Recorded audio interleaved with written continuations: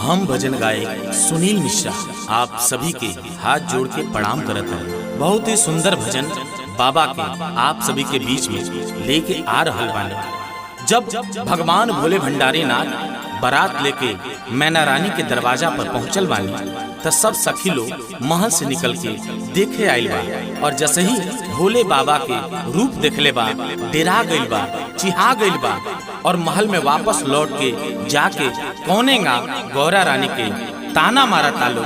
आई ए भजन में सुनल जा।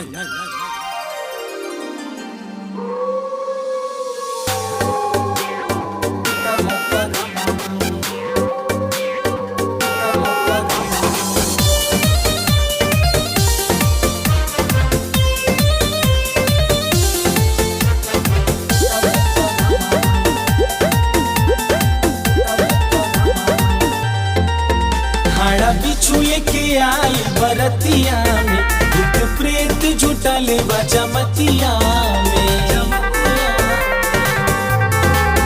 खड़ा बिछू लेके आई बरतिया में भूत प्रेत जुटले बजमतिया में। नशा में नसाइल दुल्हा बयाई लोटे लपी के गाजा भा गौरा तोहर फूटल करमवा, गौरा तोहर फूटल करमवा मिलल भंगिए सवा। गौरा तोहर फूटल करमवा मिलल भंगिए सवा। गौरा तोहर फूटल करमवा।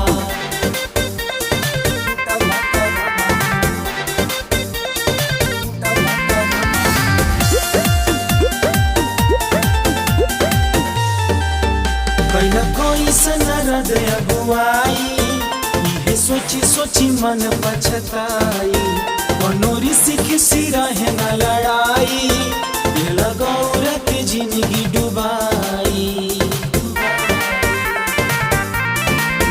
कैला कोई सनरद अगुआई ये सोची सोची मन पछताई कोनो ऋषि किसी रहे न लड़ाई दिल गौरा के जिंदगी डुबाई।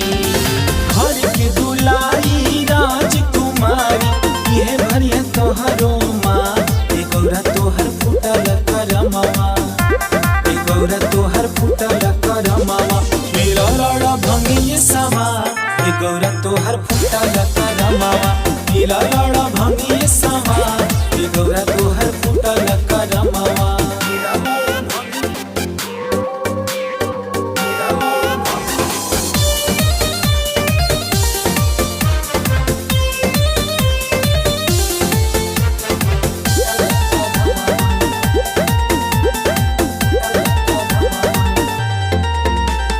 तप के ऐसा तू दुल्हा लेके हाथ कमंडल फूलहा लौटा द बारात के सुलहा बटी जिंदगी न बात कहीं खुलहा।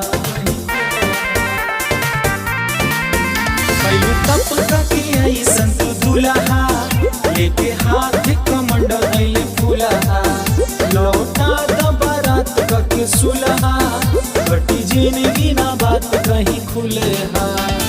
मन समझताना हौसला जमाना सुनील मिश्रा करे सम्मान। गौरा तोहर फूटल करमवा, गौरा तोहर फूटल करमवा मिलल भंगिए सवा। गौरा तोहर फूटल करमवा मिलल